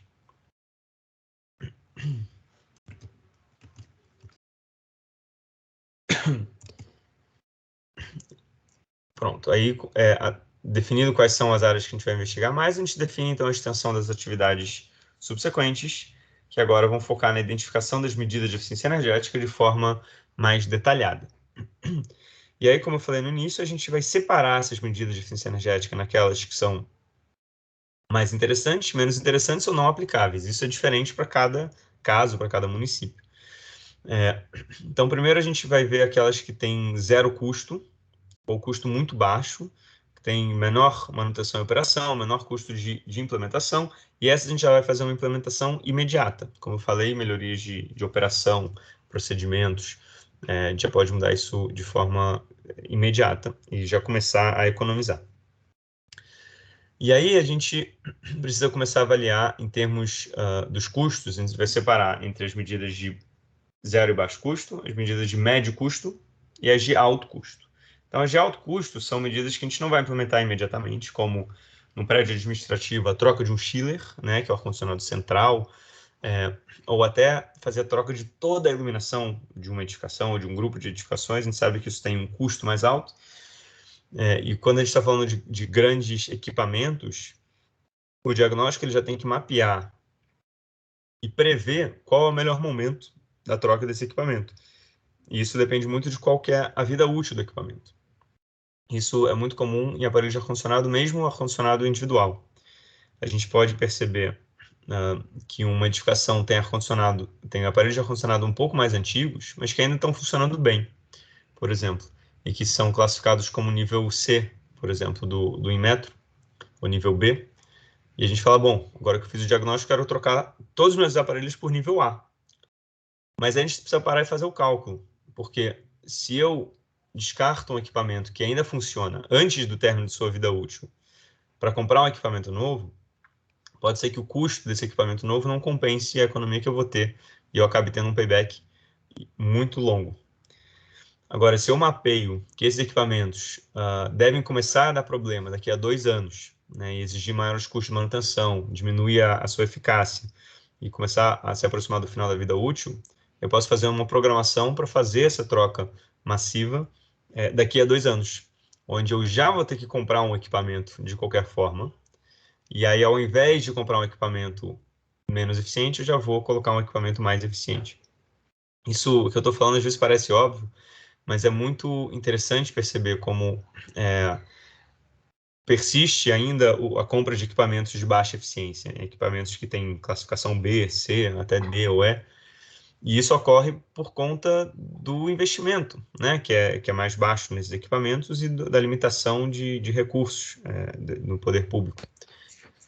E em alguns casos ocorre também por uma percepção, acho que alguém abriu o microfone, não sei se... Bom, às vezes ocorre por uma percepção equivocada de que um equipamento com uma classificação C ou D, menos eficiente, vai entregar um serviço melhor, né? Que um ar-condicionado vai conseguir gelar mais se ele tem uma eficiência menor. Um equipamento mais eficiente é porque ele vai funcionar menos, gelar menos. Isso não é verdade. O equipamento, se alguém puder... Alexandre, deixa eu só mutar todo mundo e aí depois você se desmuta. Tá bom. Obrigado. Obrigado, Yara. Nada, que isso. Então, se a gente entende que os equipamentos mais eficientes, eles entregam o mesmo resultado, mas consumindo menos, e a gente entende também que, às vezes, um investimento um pouco mais alto vai ser compensado em muito pouco tempo, nesse caso, através de um consumo mais baixo de energia, a gente começa a perceber que a compra desses equipamentos mais eficientes vale muito a pena quando a gente está chegando ao final da vida útil dos equipamentos anteriores. E aí a gente tem, então, as medidas que estão no meio do caminho, não tem nem alto nem baixo custo, que estão ali no médio custo, que é justamente a troca de equipamentos mais simples, a troca de um componente, e às vezes uma geladeira também que já está com isolamento, a borracha já está mais gasta, uma geladeira que foi comprada já há 6, 7, 8 anos, 10 anos, e que tem uma eficiência muito baixa, e a gente já vai colocar uma geladeira nova. Então, a gente realmente, nesse momento, tem que classificar essas medidas em função do custo e em função do retorno financeiro e em função dos outros benefícios que isso vai trazer. Então, às vezes, colocar geladeiras novas nas escolas, isso demonstra para os professores, para as famílias, para a sociedade que a prefeitura está interessada, né, nessa economia. Então, às vezes, pode não ser um melhor investimento financeiro, mas vai trazer uma ação que é importante para a sociedade. Então, isso tudo tem que ser avaliado, no caso do poder público, na hora de classificar essas medidas, e aí, pronto, a gente vai descartar as que são menos desejáveis ou que não são aplicáveis para o edifício específico, focar na execução imediata dessas medidas que têm zero custo e planejar as medidas que têm baixo custo ou médio custo. De novo, isso tudo sendo falado dessa forma parece que é muito evidente, e porque realmente é uma lógica, um raciocínio de ação que traz excelentes resultados. Mas a gente sabe que no dia a dia isso muitas vezes não acontece, né? A gente quer fazer um tipo específico de medida e vai atrás dela apenas. E quando termina aquele projeto, muitas vezes um projeto de grande porte, a gente não sabe qual é o próximo passo, qual é a próxima medida, o que a gente vai fazer agora para melhorar. E acabam ficando ações pontuais que, através das mudanças de gestão, inclusive, vão se perdendo no meio do caminho. Ninguém sabe o que já foi implementado, o quanto que economizou. Então, fazer esse processo de forma estruturada, criar um plano de ação de eficiência energética, que a gente vai listar essas medidas, colocá-las numa linha do tempo e começar a monitorar e registrar essas economias, isso torna o processo muito mais eficiente e traz benefícios muito mais visíveis e muito mais robustos e perenes para o município. Então, terminamos essa parte de diagnósticos energéticos. A gente tem muito mais o que falar sobre como implementar isso tudo na prática, né, nos próximos encontros. Agora eu passo de volta a palavra para a Laísa, para a gente fazer agora o segundo quiz.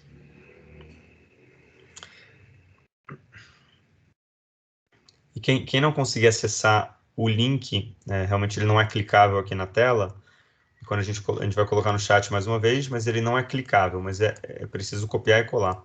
Mas é um link muito fácil de escrever também sozinho, live.voxvote.com, e a gente consegue, então, acessar a pesquisa. Isso. E vocês também podem acessar através do QR Code, e funciona também no celular, ou pelo computador ou celular, através do link e digitando o código. Alexandre, se você puder compartilhar o código também no chat, por favor, esse 50887. Eu vou compartilhar a tela do quiz.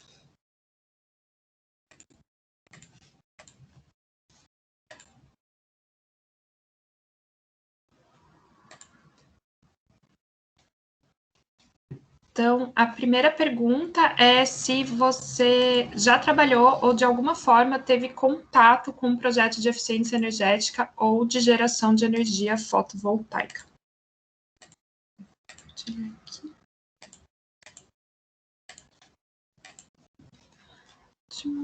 Então,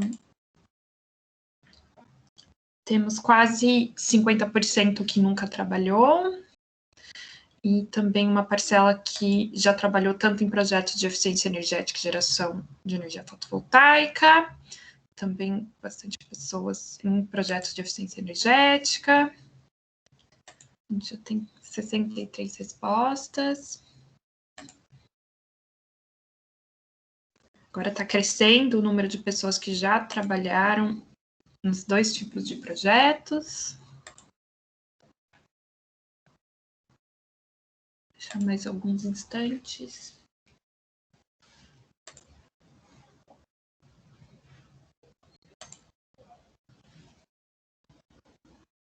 Ótimo. Acho que 75 pessoas já conseguiram votar.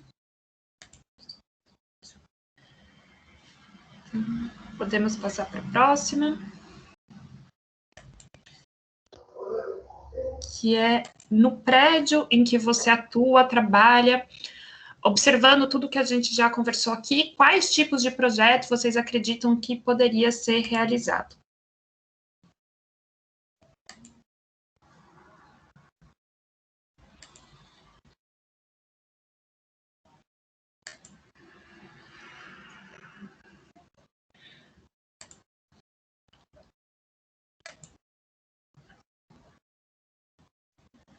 As 20 pessoas já votaram. O maior até agora é a geração de energia fotovoltaica.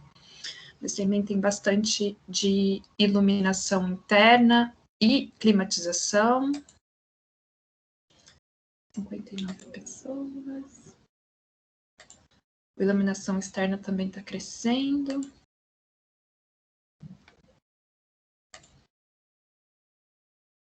Deixa mais um pouquinho.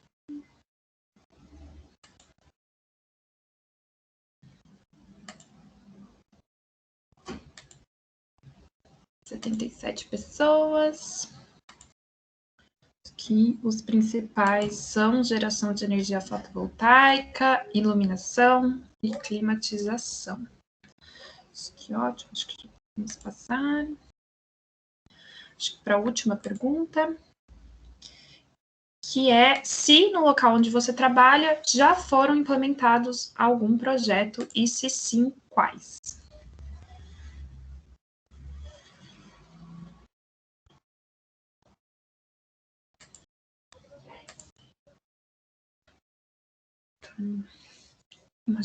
Metade apontou a troca de lâmpadas e a outra metade apontou que não há projetos implementados.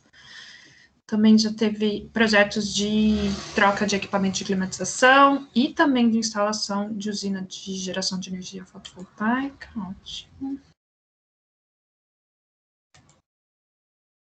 O que está maior até agora é a troca de lâmpadas. Só mais um pouquinho.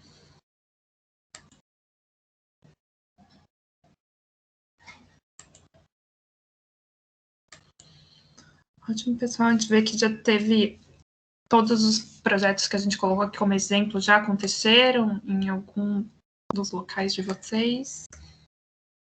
Legal. Acho que já deu uma estabilizada. A gente pode já parar. Então, essa foi a nossa última dinâmica. Obrigada quem participou. Vou voltar a compartilhar a minha tela da apresentação.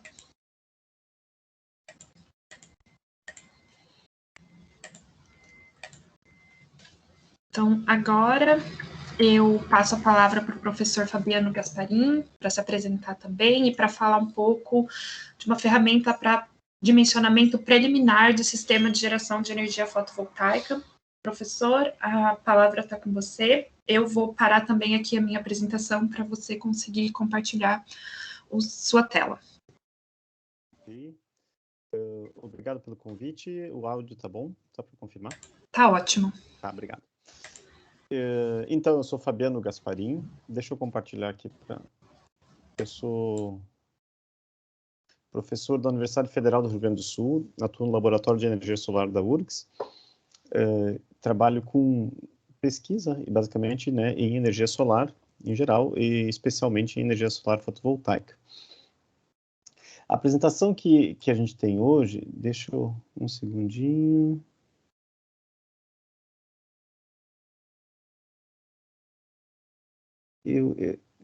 A Laísa me confirma se eu estou como apresentador. Não estou conseguindo achar aqui o...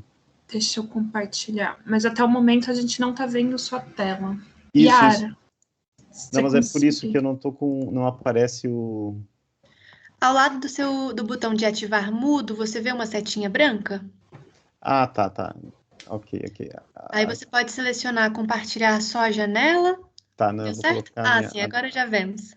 Tudo certo. A minha segunda tela. Tá, mas não é isto, é isto aqui. Então, e a ideia, então, de hoje é uma apresentação rápida, né, a respeito de uma metodologia para verificar o potencial preliminar de uma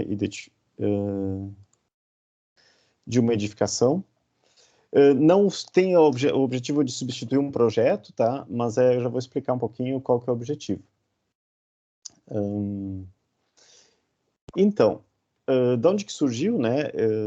Eu tive uma experiência na assessoria técnica do projeto Feliste, né? Em que foi feito um dimensionamento, um projeto de instalação de sistemas fotovoltaicos em 99 escolas municipais de Porto Alegre, que aqui eu sou de Porto Alegre também.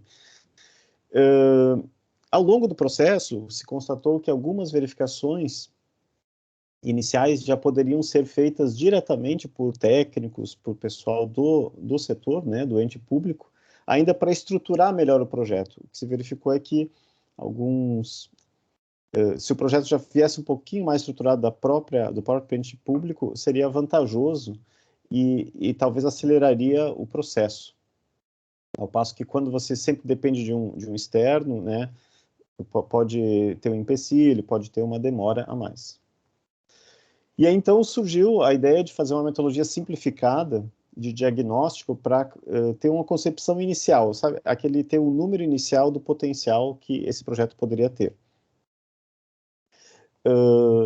Nós sabemos, né, pelas apresentações anteriores, né, que os prédios públicos, especialmente escolas, hospitais, têm um grande potencial de instalação em edificações, nas coberturas, principalmente que escolas têm, né, normalmente são prédios mais baixos, tem uma área grande, às vezes tem ginásio, então tem uma área potencial de instalação em cobertura interessante. Falando um pouquinho, né, do que eu vou explicar, fazer o projeto no sistema fotovoltaico conectado à rede é relativamente complexo, desde a parte do dimensionamento, depois a parte elétrica, requisição de acesso na concessionária, então tem várias etapas. E isso necessita de empresas especializadas, né, nessas áreas. Falando que o objetivo não é este, então, mas enfim, o objetivo é dar alguma ferramenta simplificada para uma primeira abordagem em que uma pessoa com um conhecimento técnico possa fazer esses procedimentos que estão no guia, tá? E que eu vou passá-los aqui vou simular, né, um pré-dimensionamento para vocês verem que são etapas relativamente simples e que já dão uma ideia interessante, né, de um pré-projeto. Voltando, o objetivo, então, é auxiliar numa verificação preliminar. Foram feitas muitas simplificações, né, então tem que deixar bem claro isso, que não é assim, esse número inicial não é o projeto, mas ele chega muito próximo. E as simplificações normalmente foram conservadoras, ou seja, a estimativa tanto da eficiência utilizada, que eu sugiro, como tendem a depois, quando fizer um projeto, for adiante, fizer o projeto por uma empresa, tende a ter números um pouquinho maiores de potência instalada ou de potencial. A descrição, passo a passo, né, em forma de texto, está no guia prático para a preparação de investimentos urbanos, tá?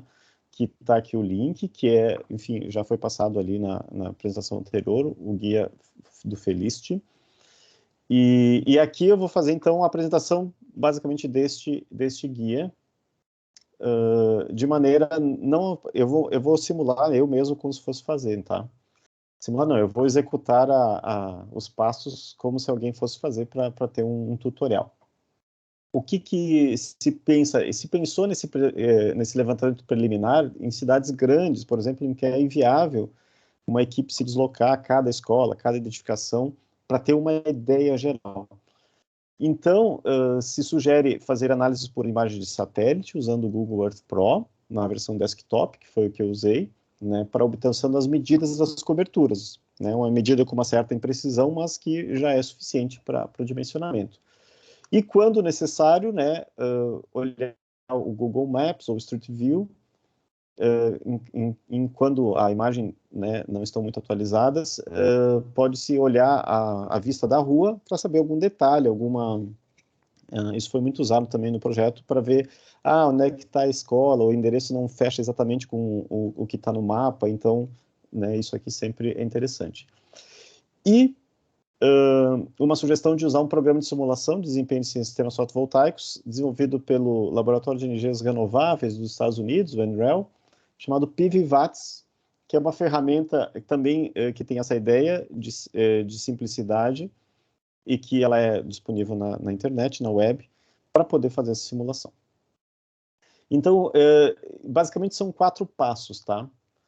O primeiro passo é identificar na imagem de satélite uma cobertura, tá?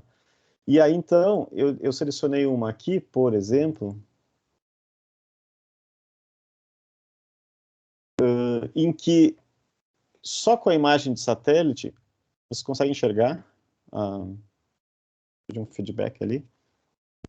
Sim, professor. Tá, obrigado. É porque às vezes essa imagem fica... Então, aqui, por exemplo, aqui entre esses 2 prédios tem uma escola, que esses telhados são de uma escola, em que se você só olhar um cadastro, tem a escola tal, né, pode ter um potencial, mas então a imagem de satélite já mostra, é sempre interessante redefinir aqui a inclinação e a bússola para ter uma imagem na vertical, já mostra que essa escola aqui praticamente nem precisa de uma visita para verificar que ela é inviável nesse momento, na configuração atual, né, para instalar os sistemas fotovoltaicos. Por que isso? Basicamente, todos os telhados, que são tem árvores, né, aqui, e prédios que vão praticamente sombrear os telhados dessa escola pela manhã e pela tarde, tendo uma janela, né, de sol muito pequena, aí, talvez das 11 às 2 da tarde, e além de todas essas árvores, em que essa escola já poderia deixá-la como inviável no primeiro momento. Então, se faz esse levantamento, tá, das coberturas, uma análise por satélite, e aí, onde é viável, eu escolhi uma escola, talvez um modelo aqui excelente, tá? Excelente até demais, porque essa está excelente em vários aspectos, mas é para mostrar o caso ideal. Então, essa aqui é uma escola, tá, na cidade de Porto Alegre, então é facilmente identificado, dá para identificar os prédios aqui, né, tem esses 3, tem outros prédios aqui provavelmente é o ginásio, aqui é um outro prédio. E o que acontece? Aqui já se pode identificar os telhados mais viáveis, tá? Os telhados viáveis são aqueles orientados para o norte, então se nós olharmos a bússola aqui, tá, esses telhados aqui são os primeiros a serem analisados porque são os orientados para o norte. Telhados para o leste e oeste também são viáveis, com uma perda de produtividade, mas também são viáveis, e telhados para o sul não são viáveis, né? A perda de produtividade é grande, ele vai produzir energia, mas a tendência é ele ter um sistema muito mais ineficiente e com um tempo de retorno, né, que vai aumentar significativamente em relação ao norte. Uma vez identificado, aqui, por exemplo, é possível fazer a medida desse telhado. Eu vou escolher esse telhado aqui, por exemplo. Ó. Então, fazendo essa medida aqui, eu vou anotar aqui para não esquecer, esse telhado tem basicamente 27 metros de comprimento. Posso salvar essa linha, dar um nome para ela, sei lá, largura do telhado. Tá, ok. E aí eu tenho a primeira medida. Tem uma outra informação que essa ferramenta dá, que é o ângulo. Então, quando eu vou medir fazer esta medida, então usando a ferramenta régua e clicando aqui no centro, vocês percebem que aqui eu tenho 2 medidas, tá? Uma é do mapa e do solo, e o título. O título, o Google deu esse nome, mas na verdade este é o ângulo de orientação do telhado em relação ao norte. Então vocês vão ver que ao norte esse ângulo é 0 graus, a leste é 90 graus, a sul é 180, tá? Basicamente, a oeste 270 e a norte 360 ou 0 graus. Essa orientação é importante porque depois ela precisa ser inserida na ferramenta PVVATS para ter uma simulação mais precisa do resultado. Então, uma vez que eu coloco aqui, vejo que essa escola tem uma dimensão ideal, eu tenho 10 metros aqui, eu estou arredondando, tá? Ou nós vamos botar 9 metros de comprimento e 0 graus de azimuth, que é o nome desse ângulo dado do desvio, né, de um plano aqui em relação ao norte. Identifiquei a escola, eu tenho as medidas, tá? E tenho o ângulo de inclinação, que no caso aqui é 0 graus. Então, tendo esses ângulos, eu volto na apresentação, o meu próximo passo é determinar uma potência teórica para esse arranjo, tá? E qual que é essa potência teórica? Eu fiz uma equação, é só uma equação bem simplificada, em que simplesmente se pega a área total, então, multiplicar os dados que eu peguei aqui, por exemplo, esse exemplo, 27 vezes 9, então, a 243 metros quadrados, multiplicando por um fator de ocupação. Para simplificar o projeto, se considera que apenas 70% daquela área do telhado pode ser ocupada. Por que isso? Porque tem bordas, os módulos têm tamanhos finitos, então eles não podem ultrapassar o telhado. Para evitar todo esse detalhamento de quantos módulos exatamente, o espaçamento entre eles, então, preliminarmente, se considera que 70% do telhado seria ocupado, né, coberto com as coberturas.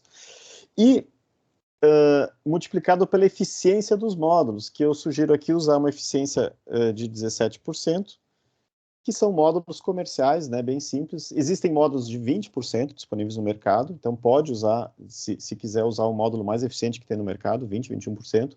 17% é um valor, assim, dos módulos de menor custo, né, e que é suficiente para o pé de dimensionamento. Não vai mudar significativamente se colocar 18% ou 19%, que são as eficiências mais atuais. Então, fazendo essa conta, 243 vezes 0,70 vezes 0,17, essa conta aqui, dá 28,9 quilowatts. Então, naquele telhado lá, em princípio, é possível instalar 28 quilowatts. Tá? É mais ou é menos? Bom, voltando, um projeto mesmo vai chegar num valor diferente, porque aí vai se colocar exatamente quais módulos vão estar, o tamanho do modelo escolhido, a distância entre eles, a ocupação nos trilhos, nas fileiras, né? Mas esses 28 kW é mais que suficiente para estruturar um pré-projeto. Alguém, por exemplo, do setor público, um engenheiro responsável pela manutenção, pode, fazendo esses passos, planejar, olha, eu tenho um potencial nessa escola de 28 kW. Quanto isso significa em energia? Aí nós vamos para o passo 4, que é fazer essa simulação da energia aqui nessa ferramenta, tá? Que aqui, ó, essa calculadora do NREL, o PVVATS, tá? Ele faz exatamente isso, ele estima, né, a produção de energia e o custo de um sistema conectado à rede através do mundo, né, ao redor do mundo. Ele permite aos proprietários, domésticos, pequenos proprietários, né, de construções, instaladores, fabricantes, para facilmente desenvolver estimativas de performance do potencial das instalações. Então, qual que é o ponto fraco desse sistema? É que ele tem pouca base de dados no Brasil, tá? Se eu escrever aqui Porto Alegre, que é o meu exemplo, e ele vai procurar a base de dados mais próxima, que no caso daqui, a base de dados mais próximas é Santa Maria, que é onde teve uma estação medida e que foi disponibilizado os dados, a 150 milhas, tá? Que são 200 e poucos quilômetros. Voltando, vai dar diferença? Vai, mas essa diferença não é a ponto de... mas a estimativa não é perdida neste caso. Então, quando eu seleciono Santa Maria, eu chego na segunda parte em que apenas se insere as informações do sistema. O primeiro passo é o tamanho do projeto, tá? Então, eu cheguei aqui que eram 28 quilowatts. como eu cheguei nesses 28, né, pelas medidas do telhado pelas medidas do telhado pela equação. O tipo de módulo, a gente costuma usar o standard, tá? O premium são módulos mais eficientes e os filmes finos são módulos que têm pouco mercado no Brasil. O tipo de arranjo, então, é um arranjo fixo montado no telhado. Aqui precisa especificar, porque aqui muda, se ele está montado aberto ou montado no telhado, muda um pouco a eficiência. As perdas, eu sugiro deixar os valores padrão, porque você pode identificar aqui, né, diversas perdas, mas se você não tiver domínio de cada uma delas, é simplesmente um chute, então deixando o valor padrão também é suficiente. Inclinação, tá? Se você souber a inclinação exata do telhado, pode ser colocado. Se não, a inclinação ideal aqui no sul seria próxima à latitude, tá? A latitude aqui é 30 graus, uma inclinação de 25 graus aqui no sul é a ideal. Se você não tiver inclinação do telhado, 20 graus tá bem no meio, tá? Você deixa uma inclinação próxima aqui no sul da latitude e você pode... uma inclinação entre 10 e 20 graus dá uma diferença de 3 a 4% na energia. Então, não é também muito grande. Eu vou deixar uma inclinação de 20 graus. E este aqui sim muda, que é o ângulo, que se vocês lembram do Google Earth, o ângulo quando foi medido esta linha aqui, é o ângulo de azimuth. O que significa o ângulo de azimuth? O ângulo de orientação. Olha, ele tem uma explicação. 0 é para o norte, 90 é para o leste, 180 para o sul, 270 para o oeste. No nosso caso aqui, nós estamos na configuração ideal, que é orientado para o norte. Por que isso é importante? Você pode fazer uma configuração, uma simulação. Se esse sistema fosse para o leste, quanto ele iria perder? Né? Faz a simulação para o norte, para o leste, e aí você tem os resultados. Os parâmetros avançados, não é necessário mudar também, eles interferem muito pouco na estimativa, né? Ele vai servir para uma análise um pouquinho mais avançada, ele não interfere. A gente pode colocar aqui o valor, né, da energia, vou colocar aqui, por exemplo, o valor comercial, e digamos que o quilowatt-hora aqui está em torno de 85 centavos, tá? Opa, mas tem que ser ponto, porque sistema aqui britânico e inglês. Ok, preenchendo os dados, ele imediatamente vai me dar os resultados desse sistema. Então, esse sistema de 28 kW produz 36.906 kWh num ano, tá? Aqui os valores de radiação solar, tá? Que estava na base de dados, e os valores da energia em corrente alternada aqui, que foram injetadas na rede a cada mês, a soma anual, e uma expectativa da economia, tá? Mantendo as regras atuais, tá? da geração distribuída no Brasil, em que os créditos são 100% compensados, então teria um abatimento aqui da faixa de 31 mil, né, reais, no caso aqui está dólares, mas reais, na conta de energia, né, dessa identificação, instalando esse sistema. Óbvio que é mais complexo que isso, mas essa seleção de ferramentas simples, né, uma medição e o PVVATS, ele, com uma pessoa com pouca especialização nessa área, consegue já chegar nos resultados aqui, que já podem ser suficientes para iniciar um processo, né, um programa, um projeto. Pode ser baixado esses dados, tanto mensais como horários, tá? Isso aqui vale para os Estados Unidos, encontre um instalador. Aqui o resultado final, tá, do que foi inserido no PVVATS. Então, com isso, veja que, deixa eu fazer um teste, eu vou usar um minuto a mais.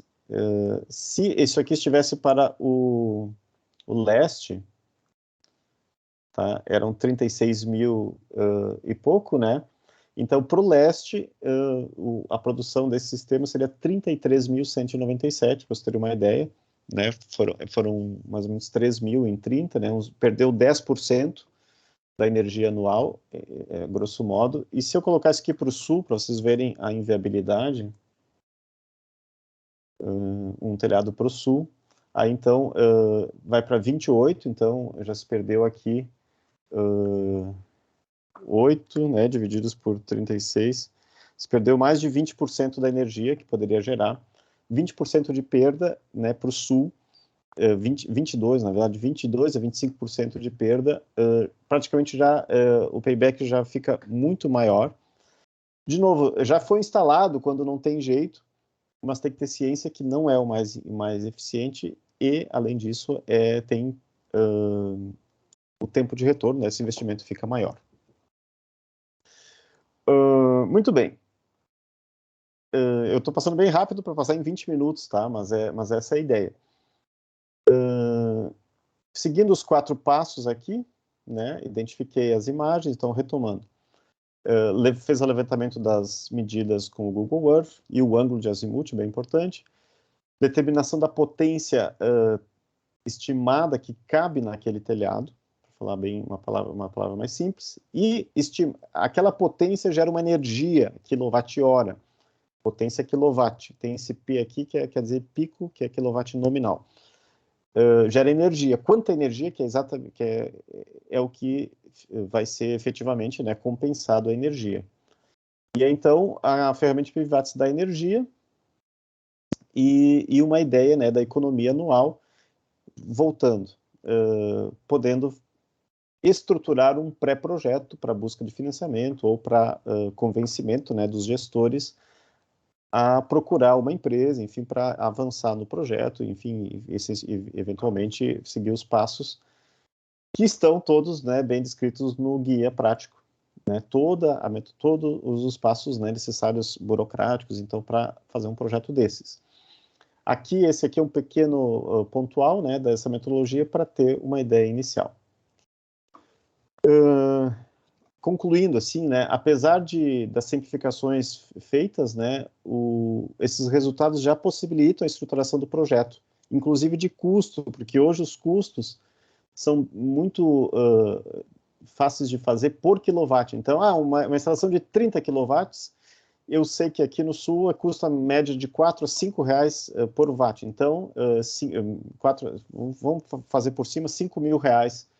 Né? Então, uma instalação de 30 kW, 5 mil reais por quilowatt, 150 mil reais, eu tenho essa instalação.